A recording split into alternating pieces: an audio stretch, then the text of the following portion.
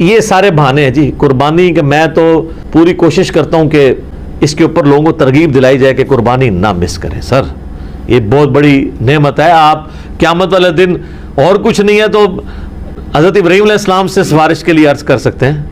ان کی سنت کو زندہ رکھا, ان کی سنت آپ نے زندہ, سنت ابراہیمی کو زندہ رکھا. جس شخص کو اللہ تعالیٰ نے استطاعت دی ہے اسے ضرور قربانی کرنی چاہیے. میں یہ باتیں اس لیے نہیں کہہ رہا, اللہ کا شکر ہے کہ میں نے یعنی جب سے صاحب استطاعت ہوں کہ میں نے خود سے کمانا شروع کیا ہے, یعنی 15 سال سے زیادہ ہو چکے ہیں, تو میری تو کسی سال میں بھی قربانی مس نہیں ہوئی ہے. نبی علیہ السلام نے بڑے اہتمام کے ساتھ کی ہے. حتیٰ کہ آپ صحیح مسلم میں جو آپ کے آخری حج کی حدیث ہے 2950, جس میں آپ کا فرمان ہے کہ میں اپنے بعد تم میں وہ چیز چھوڑ کے جا رہا ہوں جسے مضبوطی سے پکڑ لوگے, کبھی گمراہ نہیں ہوگے, وہ اللہ کی کتاب ہے. یہ مسلم میں جو حدیث ہے 2950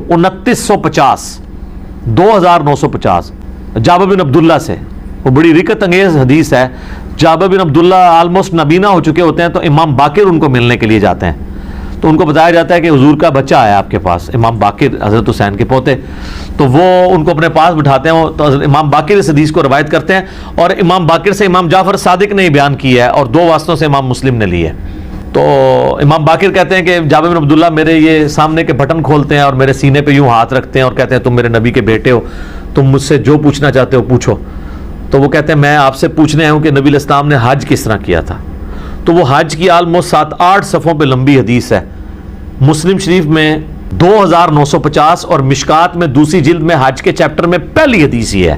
اس میں الفاظ ہے کہ یمن سے نبی علیہ السلام نے 100 اونٹ منگوائے حجۃ الوداع کے موقع پر. 63 اونٹ آپ نے اپنے مبارک ہاتھوں سے نہر کیے ایک حج کے موقع پہ. 63 اونٹ, اور یہ حضور اپنی طرف سے کر رہے ہیں, اور باقی 37 جو ہے وہ مولا علی کو کہا کہ تم نے کرنا ہے. تو 63 میں اشارہ تھا کہ آپ کی چونکہ زندگی مبارک کے 63 سال ہیں, آپ نے پورے سال ایک سال کی قربانی ایک ہی دفعہ کی ہے.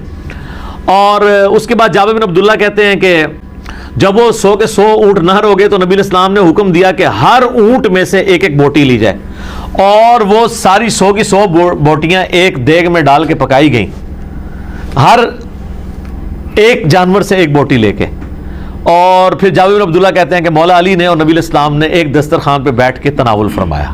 تو وہ پوری کی پوری حدیث جو ہے نا بڑی رکت انگیز ہے پڑھنے والی, نبی علیہ السلام کے آخری حج کا بیان, حجۃ الوداع. تو اس سے بھی یہ یعنی بات پتہ چلی کہ نبی علیہ السلام نے اس سنت کا بڑا اہتمام کیا ہے. لہٰذا اس چکروں میں تو پڑھنا ہی نہیں چاہیے کہ جناب واجب ہے یا سنت ہے. بھائی سنت ہے کریں گے, تو یہ سنت ہی ہے, واجب نہیں ہے, لیکن سنت مؤکدہ ہے, سنت دائمہ متواتر اور مسلسل بھی ہے. تو وہ صاحب استطاعت ہے ضرور کرے. جہاں ہم اتنے اور خرچے کرتے ہیں تو قربانی کیوں نہ کریں. اگر کوئی شخص آلریڈی مقروض ہے تو کیا وہ قربانی دینے کے لیے قرضہ اٹھا سکتا ہے یا قربانی نہ دے؟ قربانی کیوں نہ دے جی, کروڑ پتی لوگ بھی مقروض ہیں. یہ بڑے بڑے فیکٹریوں کے مالکوں سے آپ پوچھیں, انہوں نے کروڑوں میں قرضے اٹھائے ہوئے ہیں. وہ ایکویٹی تو ان کی 40% ہے, 60% تو ڈیٹ انہوں نے بینکوں سے اٹھایا ہوا ہے. وہ تو سب سے پہلے تو ان کی قربانی ساقط ہو جائے گی. یہ قرضہ جو ہے یہ عارضی قرضہ ہے. یہ اس قرضے کو وہ قرضہ نہیں کہا جاتا کہ جس کی بنیاد پہ قرضہ یہ ہے کہ ایک بندہ قرضے کے تلے اس طرح دب گیا کہ اس کی 2 وقت کی روٹی محال ہو گئی ہے اور وہ روکی سکی کھا کے گزارا کر رہا ہے, اس کو مقروض کہا جاتا ہے. کروڑ پتی لوگوں کو مقروض نہیں کہا جاتا. تو وہ اس طرح نہیں ہے, قرضہ اٹھا کے آپ کریں. یہ کمیٹی آپ نے قرضے ہی تو ڈالی ہوتی ہے, کمیٹی ڈال لیں. بھائی کی شادی کے لیے ڈالتے ہیں کمیٹیاں, اور وہ جوتیاں اور کپڑے ہوں تب بھی نئے لے کے دیتے ہیں بچوں کو. اس کا خرچہ نکالیں تو ایک بیل میں حصہ ڈالنے سے تو کم ہی بنتا ہے. یہ بیل میں حصہ ڈالنا تو اس سے کم ہی بنتا ہے. آج کل ایک ایوریج شادی کے اوپر 15-20 ہزار روپے لگ جاتا ہے. تو سر 12-13 ہزار روپے کا آپ بیل میں حصہ نہیں ڈال سکتے. ضروری ہے کہ آپ نے بکرا ہی لینا ہے, بیل میں حصہ ڈال لیں. تو یہ جو آپ نے کمیٹی بھی ڈالی ہوتی ہے, اگر ایک سپوز ₹1,00,000 کی آپ کی کمیٹی نکلی ہے, تیسری یا چوتھی, اور 10,000 روپیہ مہینہ ہے, تو چوتھی آپ نے کمیٹی جب لے لی ہے تو آپ نے ابھی تک تو 40,000 اس کو جمع کروائے ہیں نا کمیٹی والے کو. 60,000 تو آپ نے بعد میں کرانے ہیں, لیکن ₹1,00,000 آپ نے پہلے ہی اٹھا لیا ہے. تو 60,000 کے تو آپ بھی مقروض ہیں.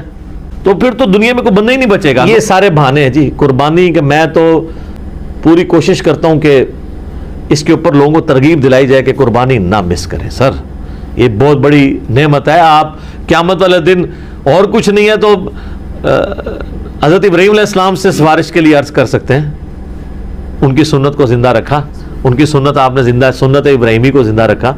کوئی ایک نیکی اپنے ساتھ رکھیں اور اچھی چیز قربان کریں, ریاکاری کے لیے نہیں. جس طرح وہ یہ بھی دیکھیں آپ, یہ ٹی وی چینلز پہ شروع ہو جائے گا.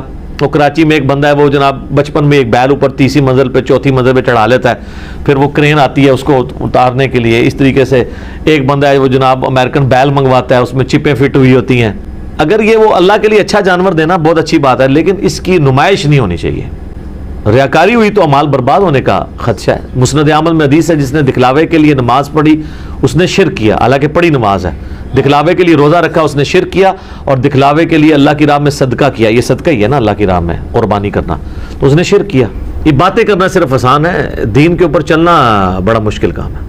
تو جناب قرضہ اٹھانا پڑتا ہے تو کوئی مسئلہ نہیں. قرضہ کیا, آپ کو سب مر چلے ہیں قرضہ اٹھا, کمیٹی ڈال لیں, پلان کریں قربانی کے لیے. اگر آپ نے ہر مہینے میں بھی 1000 روپے علیحدہ کیا ہو نا, سال بعد 12,000 روپے بن جاتا ہے, آپ ایک حصہ ڈال ہی سکتے ہیں. تو اس کو جس طرح باقی خرچے رکھے ہوئے ہیں نا, بچوں کی فیس, بچوں کی فیسیں آج کل 2000 سے تو سٹارٹ ہو رہی ہے ایک عام نارمل سکول کے اندر, تو 24,000 روپے تو آپ بچوں کی فیس بھی سال کی دے رہے ہیں. تو سال میں 1000 روپے علیحدہ کر کے آپ اللہ کی راہ میں قربانی نہیں کر سکتے. کرنی چاہیے. ایون قرضہ بھی اٹھانا پڑتا ہے, ضرور اٹھائیں, کریں, کیونکہ یہ قرضہ ایسا نہیں ہے کہ جو آپ کی گردن کو دبوچ لے گا, آپ آسانی سے اتار لیں گے. 12-13,000 روپیہ کیا چیز ہے. اب اس چکر میں نہ پڑ جائے کہ میں نے جا کے 50,000 روپے دی کوئی بیتل بکری جا کے لینی ہے, تو وہ تو ظاہر ہے اتنا بڑا ہاتھ بھی نہ ڈالیں آپ.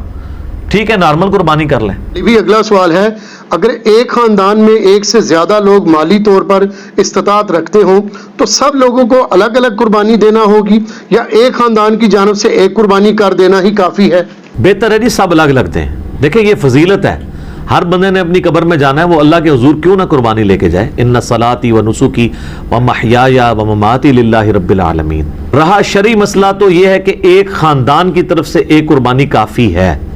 وہ سنن ابن ماجہ میں بھی اور جامع ترمذی میں حدیث موجود ہے. ابو ایوب انصاری رضی اللہ تعالیٰ عنہ سے جب پوچھا گیا تو انہوں نے فرمایا کہ ہم نبی الاسلام کے زمانے میں ایک خاندان کی طرف سے ایک ہی بکری قربان کیا کرتے تھے.